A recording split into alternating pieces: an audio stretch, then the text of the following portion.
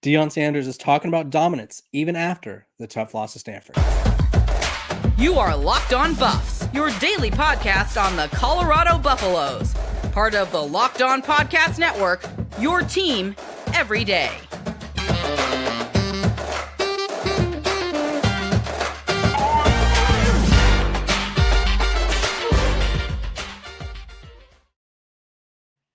Welcome to Locked On Buffs. I am your host, Kevin Borber. Today's episode of Locked On Buffs is brought to you by our sponsors over at LinkedIn.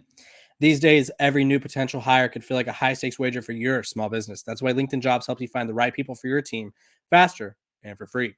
Post your job for free at linkedin.com/lockedoncollege. Terms and conditions apply. It is Locked On Buffs. Like I said, it's your team every single day. We're free and available wherever you get your podcast. Make sure to like, subscribe, and follow. We're talking about Coach Prime, talking about dominance. I think there's a lot to be said about a coach who kind of, in a way, got embarrassed in the last few weeks and is still confident that his team can dominate and is still confident that his team has what it takes to kind of overcome the adversity that they've been facing, because obviously they've been facing a lot of adversity, some of it self-inflicted. But hey, Coach Prime is still confident, and he's still confident that his squad can dominate. And he had a great great quote here. Said, when asked about the bye week and what he was doing, he said, "I don't stop thinking. That's my darn problem. It's hard for me to shut this off because I enjoy it so much and I want to dominate. We reached out to parents, recruits, a little bit of everything. I talked to some players, talked to some coaches about what we're going to do when we get back." And he continues saying, "But when I have time off, I compile a list. That's crazy. And maybe a 50-point list of things we have to incorporate, things we got to do. So I never stop," which is unfortunate to me, but I got to mix in some rest with this as well. And so I think this shows he wants to dominate. He's been talking about dominating ever since he took the job, and he's been kind of shoving that message down everyone's throat that Colorado's going to dominate. Colorado's going to be this. Colorado's going to be that. And the first 3 weeks, I would say they did dominate the college football landscape. They were winning games. They were 3-0. They were looking good. And then they play Oregon, get blown out. Then they play USC, get blown out in the first half, try to have a little late comeback. It didn't work. But they were showing improvement. They were showing efforts. And it's like, okay, this Colorado team, they're good. And then they play Stanford, and it's like, or Arizona State. And it's like, okay, they beat Arizona State, hung on. It was an ugly win, but it was a win nonetheless. Then they play Stanford. They go up 29-0 at the half. And then all of a sudden, things take a turn for the worst. Like, imagine the worst and times that by 10, because things took a turn for that. Colorado was soaring, flying, to quote the great High School Musical, "There's not a star in heaven we couldn't reach." That's how high they were at that point. And they go into halftime. Shedeur Sanders or one of his social media managers posted merch links, and vibes are good. They're talking about, oh, let's do our jobs. Let's get the reserves in. We're blowing these guys out, blah, blah, blah. Then they lose. They give up 26 unanswered points, and everything goes to you know what. And it's like, oh my goodness. And then they go to the bowl game, the bye week right after this. Like, they have devastating loss, bye week. So they have devastating loss, 7 days to sit on, oh, wow, that was rough. That was embarrassing. And social media let them hear it every step of the way, as social media does. And because there's 4 types of fans in college football this year. There's Colorado fans, fans of Deion Sanders, who are now supporting him at Colorado, fans of other teams, and then there's fans who just want to hate on Coach Prime. And whether you want to admit that or not, it's true. I think a lot of fans don't like the charisma he brings, the energy he brings, and the new approach he brings. And so, obviously, when he struggles, everybody's like, yes, he's struggling. It's time to let him have it. Let him know that he's struggling. So that way he knows that this guy over here in whatever random town in America is ripping on him. And so, whatever it may be, there's 4 types of fans. So everybody was letting him have it. And he's still talking about dominance. And I don't think he's talking about, he might be talking about going 5-0 the rest of the way and finishing the year 9-3, which would be a huge success. But what I think dominance is for Colorado may be different than what you think dominance is for Colorado. For Colorado to dominate, they'd have to play a complete game. I don't think they've played a complete game this entire year. TCU, their defense looked atrocious. Their defense kept TCU in the game. It wasn't anything special TCU was doing. They were just running the ball. Defense couldn't tackle. Defense couldn't do anything. If the defense has a pulse, they win that game by 20. Nebraska, offense starts off slow. And then Colorado State, offense and defense starts off slow. Okay. That's week 3. Oregon, just all around bad game. Then you have USC, starts off slow in the first half, come raging back in the second half, but start off too slow. Arizona State, slow start, kind of weird. Arizona State's defense is a top 35 defense in the country. I think people forget that. They gloss over that. They gave Colorado some troubles, and they kind of made life difficult for, I guess you could say, everyone. And so there's a lot of things to be learned about this Colorado team. And then Stanford, obviously, great first half, horrible second half. So for Colorado to dominate would mean they'd have to play a complete game. So if Coach Prime's saying he wants to dominate, he better hope that his team is playing a complete game. And I think that's what this bye week was for. And I think he could get them there. I think he could be like, guys, we are so good when we play our best. Like, teams can't keep up with us. Teams can't score on us. Teams can't stop us. But when we play at our worst, we look like one of the worst teams in the country. That's like, Colorado is probably the most hot and cold team I've seen. Like a hot and cold team I can remember. There's moments where I literally, after the first 3 games, I said on multiple podcasts, I was like, if Colorado could play at this level on offense at all times, they can win 8 to 9 games. They have not played on that level of offense, and they're probably not most likely. I mean, they could if they keep playing that level of offense. I'll say it again, they could win 8 to 9 games. And their defense if their defense is useful like they were, and again, the second half against USC and the first half against Stanford, this Colorado team's a force to be reckoned with. But it's like, put it together. Like, imagine, like, just hypothetical. You take the first half from the Stanford game, pluck it into the first half against USC. You put those two together. So you got first half against Stanford where you're putting up 29 unanswered points, and then your second half against USC where you're cutting down a 27-point lead. Colorado probably beats USC by 10, 15 points. But they can't play a complete game. And so that's what dominance, to me, is for Colorado. And I think I like Coach Prime's approach. I like that he's still preaching this, because it's like, I think a lot of people want to look at their record and they want to look at the bad losses, and they're like, ooh, Colorado's not good. They suck. And it's like, no, they've had sucky moments, but they're not a bad team. And I think people are getting that confused. And I think people need to realize that this Colorado team, when they're clicking on all cylinders, can compete with the best of them, or at least the tier below the best of them. And so it'll be interesting to see just how well they come out this weekend against UCLA, because that's going to be a huge, huge matchup. This episode of Locked On Buffs is brought to you by our sponsors over at PrizePicks. PrizePicks is the most fun I've had, winning up to 25 times my money this football season. You just select 2 or more players, pick more or less on their projected stats, and place your entry. PrizePicks offers weekly promotions that can lead to big payouts like Taco Tuesday. Each Tuesday, PrizePicks discounts select player projections up to 25% to provide even more value. And they now offer Apple Pay for quick and easy deposits. So if you want to get in on the PrizePicks fun, go to prizepicks.com/LockedOnCollege and use code LockedOnCollege for a first deposit match up to $100. Again, go to prizepicks.com/LockedOnCollege and use code LockedOnCollege for a first deposit match up to $100.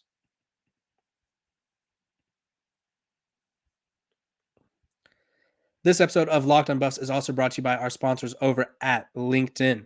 These days, every new potential hire could feel like a high-stakes wager for your small business. You want to be 100% certain that you're going to have the best person available, the best qualified candidates. And that's why you have to check out LinkedIn Jobs. LinkedIn Jobs helps you find the right people for your team faster and for free.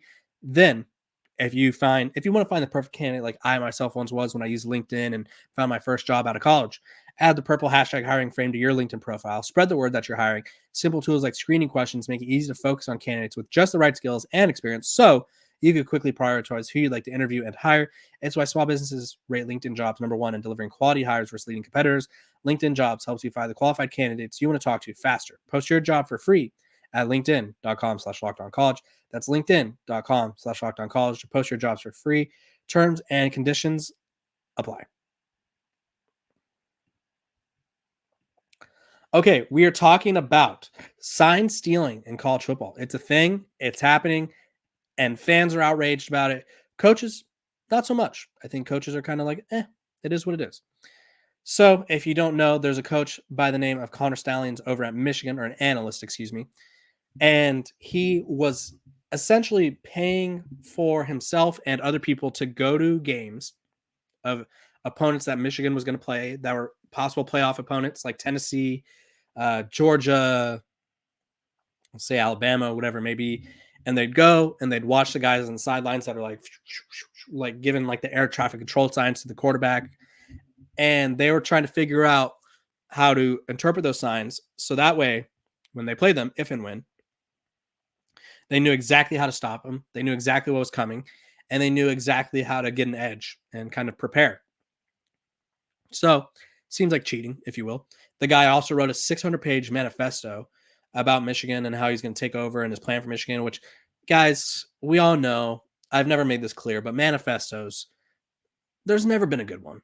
Manifestos are typically written by guys who are, let's just say manifestos are never good. And so for this guy to have a manifesto, kind of weird. Either way, a lot of college coaches have been asked about it because fans are outraged. Fans are fuming. And Coach Prime, Kyle Whittingham at Utah, they're kind of like, whatever. So Coach Prime responded saying, I don't know how accurate that stuff is. I mean, everybody's trying to get an edge. Everyone's trying to get an edge wherever they can. You have to have, you can have someone's whole game plan. They can mail it to you. You've still got to stop it.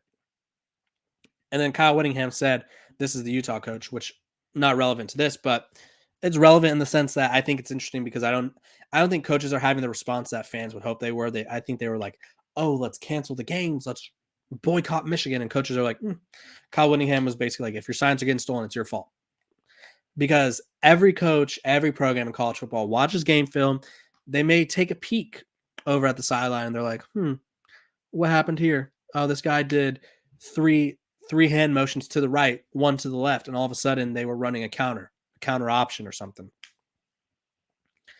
Or maybe they ran a play action pass with an option route somewhere. I don't know. Either way, every team in a way is watching for these things. I just don't think every team in college football is having an analyst Venmo people and kind of navigate his way and kind of make it seem and write a manifesto about his plan for a program and kind of make the cheating obvious, if you will. Every team is, the saying, if you're not cheating, you're not trying. It's just a matter of not getting caught while you cheat. And so thought that was very interesting that no coaches are really outraged by this. I think it's kind of ironic because in baseball, that was like the biggest deal. In college football, they're kind of like, well, we're all doing it. It's just, we just don't get caught. And so I thought that was interesting. Again, every coach, every team wants to know what's happening. But like Coach Prime said, if you know what's happening, you still have to stop it. You still have to get off on blocks. You still have to cover right, get your guys in coverage right. So it's not like they're going to run this play. We are going to stop it 10 out of 10 times. That's not how it works. If it was that easy, every team would be kind of dominating in a sense. There would be no offense, if you will. This episode of Locked on Buffs is also brought to you by our sponsors over at FanDuel. Snap into the NFL action this season with FanDuel, America's #1 sportsbook, because right now new customers get $200 in bonus bets guaranteed when you place a $5 bet. That's $200 in bonus bets, win or lose. If you've been thinking about joining FanDuel, there's no better time to get in on the action. The app is easy to use. There's a wide range of betting options that include spreads, player props, over-unders, and more. So visit FanDuel.com/lockedon and kick off the NFL season. FanDuel, the official partner of the NFL. Welcome back. We are talking about, I've been getting a lot of comments. Questions about Juwan Mitchell, the linebacker transfer from Arizona State, Texas, and Tennessee. He hasn't played in the last 2 games, and it doesn't appear he will play anytime soon, or at least it doesn't seem like he's a part of the plan right now. Colorado has moved safety Trevor Woods to linebacker, and it looks like he's going to continue to play there. And it looks like Juwan Mitchell is having some off-the-field issues. And so I didn't want to say I saw this coming because you never wish ill will on anybody, but 4th team in 2.5 years is never a good sign. I covered Juwan Mitchell at Texas, and right away when Colorado added him, I said he's a really good player. There's just always seemed to be an off-the-field thing that prevents him from reaching his maximum potential. It happened at Texas. There was issues with the coaching staff. Tennessee goes there. I don't know what happened there. And then he goes to ASU, is there for a week, gets kicked off the team. And so I know people at ASU. I reach out and I'm like, okay, what's going on? Like, what? This guy's good. And ASU is a team that's currently 1-5 or 1-6, whatever their record is now. And this was before the season. ASU was projected to be one of the worst teams in college football. And it's like, you guys are projected to be really bad and you don't want a linebacker who's led Texas in tackles and was a productive SEC linebacker. And they're like, no, wasn't a culture fit. So Coach Prime was asked about him, and his response was, Juwan has some stuff to figure out. Let me see if I could find a quote right. So this is what Coach Prime said. He has to get it together off the field, not just on the field, off the field. That's it. And so he led the team with 31 tackles through the first 5 games, but has not seen action in the past couple weeks. And so obviously something is keeping Mr. Juwan Mitchell off the field. And so if you're a Colorado fan, if you're a Colorado defender, you have to be disappointed. You have to be furious with Juwan Mitchell. It's like, dude, we need you. And you're out here doing who knows what, making it so the coaches can't play you. And I think it's one of those moments where, specifically for Juwan Mitchell, who's had issues like this in the past, coaches want to give you chances. They want to teach you. But of all the coaches I've ever seen or been around, Coach Prime is the most I don't know how to say this. He's the most compassionate in a way, which is ironic if you don't follow. If you look at Colorado from the outside and you're like, oh, he kicked off all those guys. He cares about his players. And so he cares about what they're going to do in football and life. That's why there's videos of him telling these guys to get ready for life after football, and I think there was an entitlement problem. Hopefully the problem went away, but there was 3 videos and well off where Coach Prime was like, you guys need to figure out what your life plan is after football, because, and this is me talking right now, only 1 or 2% of you guys are going pro, and the rest of you guys are going to go into the real world. And then Coach Prime was talking about how in the real world, you don't have living paid for. You don't have food paid for. You don't have free clothes given to you. You don't have cars given to you and all this pizzazz and all this hoopla. Being a college football player is a 4 to 6 year experience right now because of COVID, is a 4 to 6 year span of your life that will never be replicated again.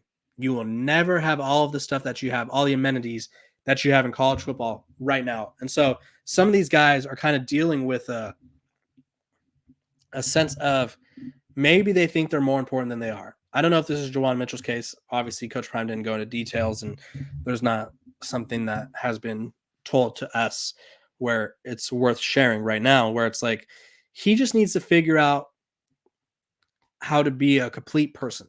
And I think some of these guys, their whole personality is being a football player. And you can't just be a football player because, like I said, 1 to 2% of you are going pro. So of 85 players, scholarship players, that's it's just 85 times 0.02. That means 1.5 players are going pro. So Shedeur and Travis are going to go pro, right? Xavier Weaver, maybe Jimmy Horn, pro caliber guys, Shiloh. That's 5 guys. We see teams like Georgia, they break records for having 10 guys drafted. But there's 75 players that think they're going to get drafted from that Georgia team or whatever. And so a lot of these guys don't realize, 1, the opportunity they have, 2, what they need to do to capitalize this opportunity, and 3, they're more than a football player. And so if Coach Prime's telling you got to figure stuff out off the field, that kind of tells to me that you're not focusing on the entire process of being a student athlete. So maybe he's struggling in school, maybe he's missing practice, whatever it may be, I don't know. But there's a lot more to being a star football player in college or even in the NFL than just showing up and being good at football. You have to prepare. You have to be a good teammate. You have to be a good student. And whether people want to admit this or not, they are student athletes technically, even though the student athlete thing was the whole purpose was they get free school. Now they're getting paid and all that. It's a little different, but you're still expected to go to school. And these schools are basically begging you to get a degree. And so it's very unfortunate to see that Colorado's moved on in this manner. Don't know when he'll come back. They have a tough slate coming up where they could use him because obviously UCLA, they have UCLA this weekend, great running team. Oregon State the next weekend, great running team. They could really use a linebacker with experience, someone who could tackle. So if you're Juwan Mitchell, you kind of hopefully can figure out whatever's keeping you off the field and correct it. And as of right now, it looks like the safeties are going to be Miles Slusher, Roderick Ward, and Shiloh Sanders in some rotation. And then Trevor Woods is scooting on down to linebacker. Trevor Woods is the playmaker. And Coach Prime talked about how you just want to keep him on the field at all times. And so it currently seems like Juwan Mitchell is out of the rotation and they will work around it. And you hate to see it, but either way, that's how the cookie crumbles sometimes. This has been another great episode of Locked On Buffs. I am Kevin Board. Make sure to like, subscribe, and follow. I appreciate you guys for tuning in and hope you guys have a great rest of your day.